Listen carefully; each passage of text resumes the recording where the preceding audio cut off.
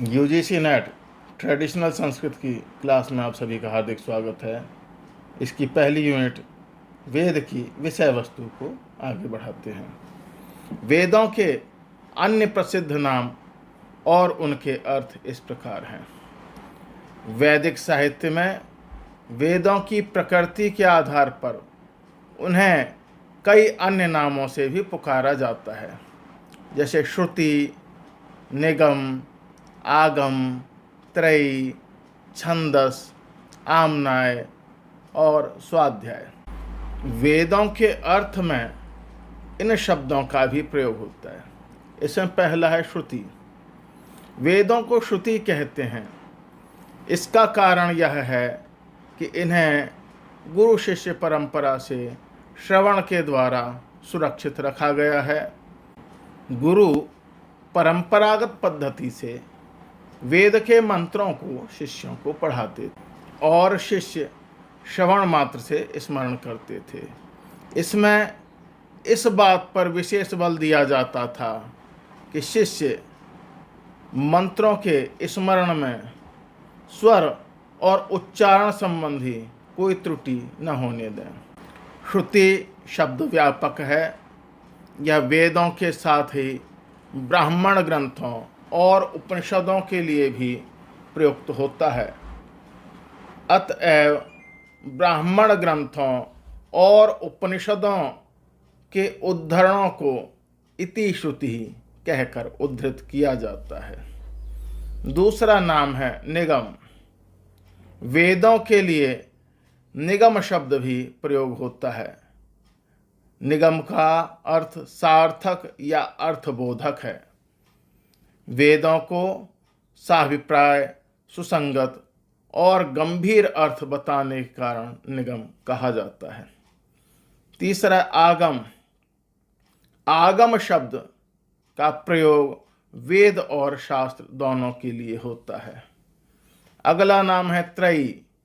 त्रयी शब्द का प्रयोग वेदों के लिए होता है। त्रयी का अर्थ तीन वेद ऋक, यजु और सामवेद हैं। मीमांसा में त्रयी शब्द तीन प्रकार की रचना का द्योतक है और इसके अंतर्गत चारों वेदों को रखा गया है। पद्यात्मक रचना ऋक है, गद्यात्मक रचना यजु और गीतात्मक रचना साम है। इस प्रकार अथर्ववेद भी त्रयी के अंतर्गत है। अगला नाम है छंदस। चारों वेदों के लिए छंदस शब्द का प्रयोग होता है। पाणिनि ने बहुलम छंदांसी सूत्रों के द्वारा वेदों को छंदस कहा है। छंदस शब्द छंद संवरणे चुरादि गणी से बना है। इसका अर्थ है ढकना या आच्छादित करना। अपने मनोभावों या विचारों को एक क्रमबद्ध रूप से पद्य में व्यक्त किया जाता है, अतः पद्यात्मक रचना को छंद कहा जाता है।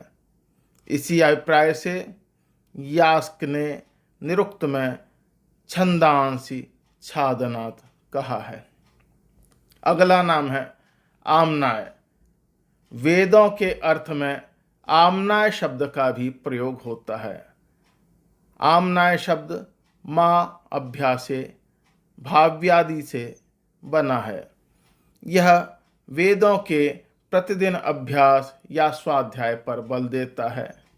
दंडी ने दश कुमार चरित में वेदों के लिए आमनाय का प्रयोग करते हुए कहा है, अधीति चतुर्षु आमनेषु, अर्थात चारों वेदों का ज्ञाता। श्रुति के तुल्य आमनाय शब्द भी ब्राह्मण ग्रंथों और उपनिषदों का भी वाचक है। इसका अगला नाम है स्वाध्याय। शतपथ ब्राह्मण में वेदों के लिए स्वाध्याय शब्द का प्रयोग हुआ है। स्वाध्यायो अध्येतव्यः, अर्थात वेदों का अध्ययन करना चाहिए। उपनिषदों में भी वेदों के अर्थ में स्वाध्याय का प्रयोग होता है। स्वाध्याय प्रवचनाभ्याम न प्रमदितव्यम, अर्थात वेदों के अध्ययन और प्रचार में प्रमाद न करें। स्वाध्याय स्व अर्थात आत्मा के विषय में चिंतन तथा प्रतिदिन अभ्यास पर बल देता है। महर्षि सायण के अनुसार जो ग्रंथ सुख की प्राप्ति और अनिष्ट अर्थात दुख के निवारण का अलौकिक उपाय बताता है वही वेद है। वेदों की रक्षा के लिए अष्टविकृति का प्रयोग किया जाता है।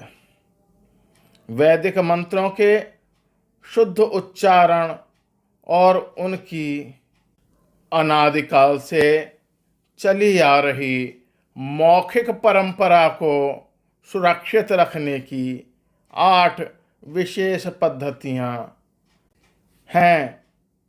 प्राचीन काल में वेदों में किसी प्रकार की मिलावट या शब्दों के परिवर्तन को रोकने के लिए ऋषियों ने इन 8 तरीकों का आविष्कार किया था। इन पद्धतियों के माध्यम से वेद मंत्रों को अलग अलग क्रमों में आगे पीछे करके पढ़ा जाता है, जिससे मूल पाठ में कोई भी फेरबदल संभव न हो सके। इसका मूल श्लोक इस प्रकार है। जटा माला शिखा रेखा ध्वजो दंडो रथो घनः अष्टो विक्रतयः प्रोक्ता क्रमपूर्वा महर्षिभिः। श्लोक का अर्थ इस प्रकार है। जटा माला शिखा रेखा ध्वज दंड रथ और घन, ये 8 प्रकार की विकृतियां अर्थात पाठ की पद्धतियां कही गई हैं। महर्षियों के द्वारा प्राचीन काल में महान ऋषियों ने वेदों के क्रम पाठ को आधार बनाकर 8 रक्षा कवचों का निर्माण किया था। इन विकृतियों के दृष्टा या आविष्कारक ऋषि वैदिक ग्रंथों में जैसे मधु शिक्षा के अनुसार इन 8 पद्धतियों को अलग अलग ऋषियों ने प्रतिपादित किया ताकि ज्ञान अचूक रहे।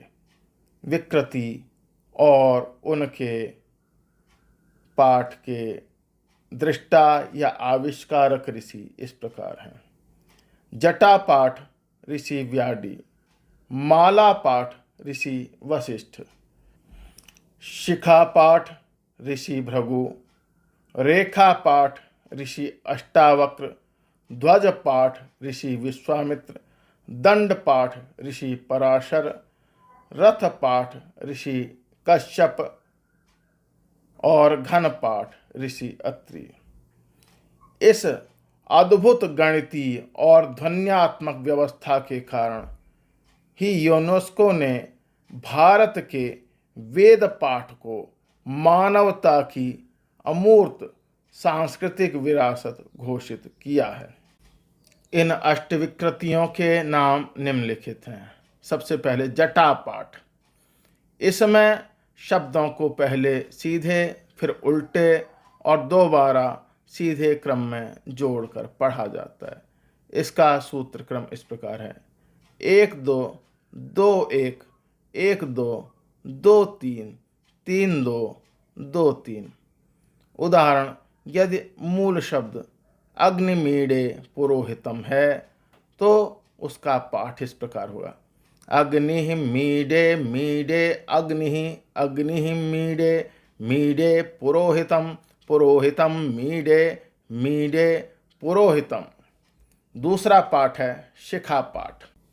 यह जटा पाठ के ही समान है, लेकिन इसके अंत में एक तीसरा शब्द या अलग पद भी जोड़ दिया जाता है। यह शिखा या चोटी की तरह ऊपर उठता है।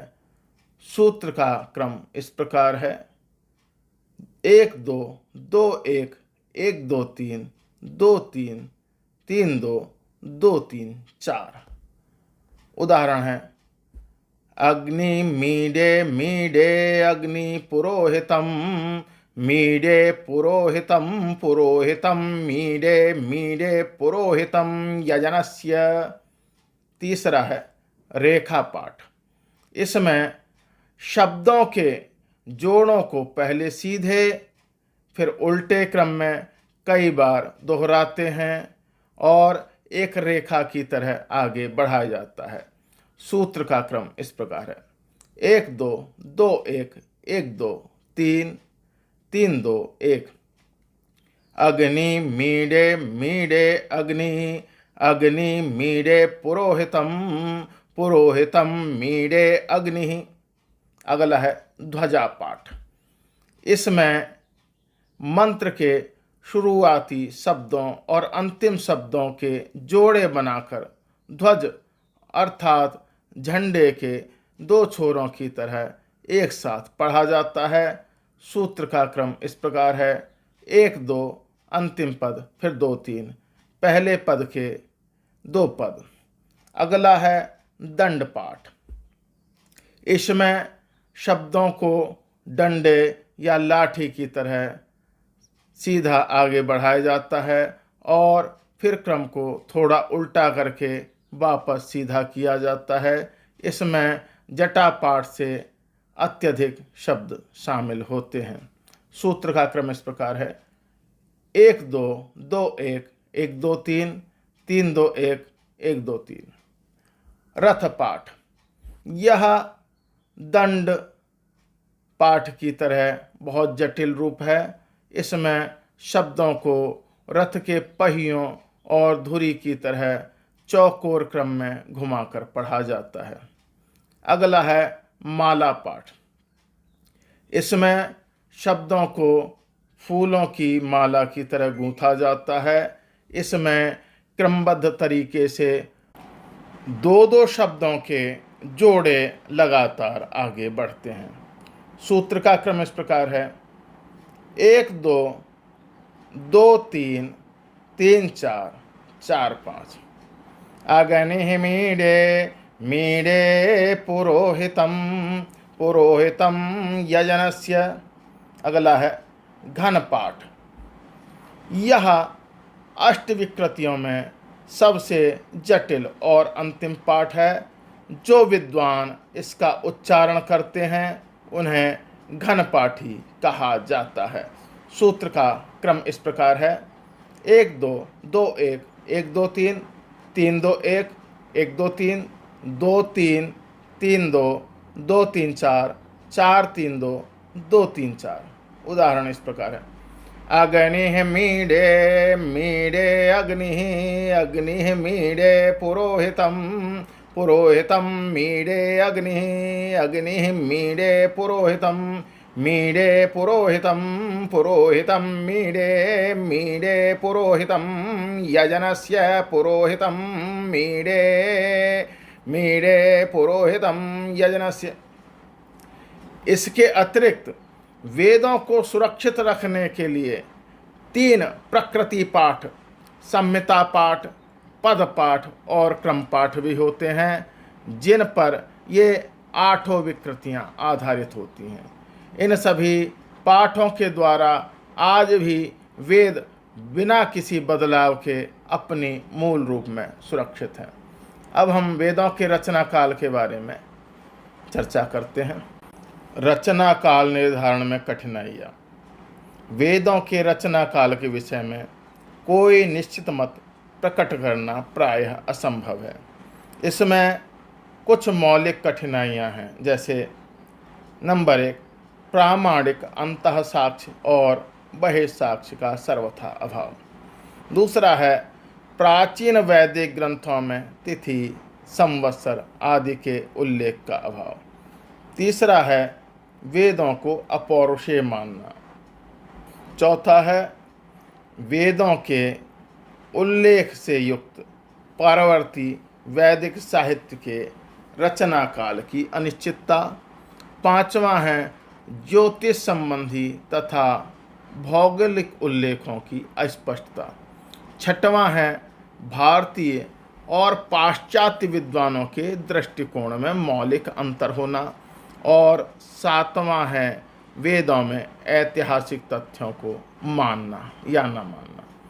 इसका परिणाम यह हुआ कि वेदों के रचना काल के विषय में परस्पर विरोधी तिथियां प्रस्तुत की गईं।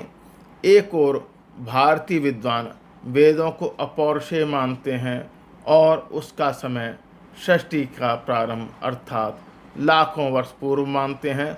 दूसरी ओर पाश्चात्य विद्वान उन्हें ऐतिहासिक ग्रंथ मानते हुए उनका समय ईस्वी सन के समीप लाना चाहते हैं। इसके आगे की विषय वस्तु हम लोग अगली वीडियो में अध्ययन करेंगे। मेरे साथ जुड़े रहने के लिए आप सभी का बहुत बहुत हार्दिक धन्यवाद। नमस्कार।